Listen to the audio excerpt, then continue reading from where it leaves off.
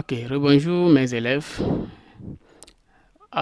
Ok, nous allons voir maintenant comment il faut créer une base de données. Ok, nous allons voir comment il faut créer une base de données. Alors, une fois que vous démarrez votre Microsoft Access, vous allez arriver sur cette page d'accueil qui est affichée. Ici, vous avez déjà des modèles, n'est-ce pas, de formulaires que Access nous a proposés.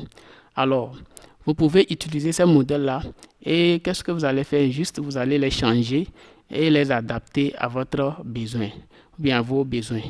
Maintenant, ici, nous voulons créer une nouvelle base de données. Donc, vous allez constater que l'application même a affiché, a sélectionné quelque part ici où on a écrit base de données vide. Alors, qu'est-ce que nous allons faire? Une fois que vous avez celui-ci ici, vous devez enregistrer ça.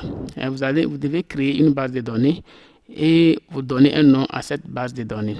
Alors, nous allons nous déplacer quelque part vers la droite ici. Nous allons cliquer sur cette bande-là. Nous allons cliquer là-bas et nous allons écrire, donner le nom à notre base de données. Nous allons par exemple dire formation Access. Formation Access. Alors, qu'est-ce que nous allons faire? Nous allons maintenant cliquer sur créer. Donc, une fois que vous nommez votre base de données, on clique sur créer. OK.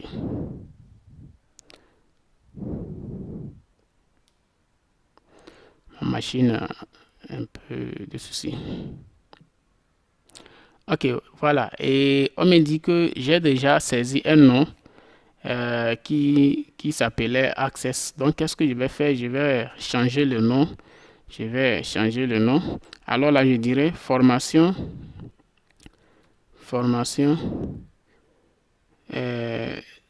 gestion de base de données.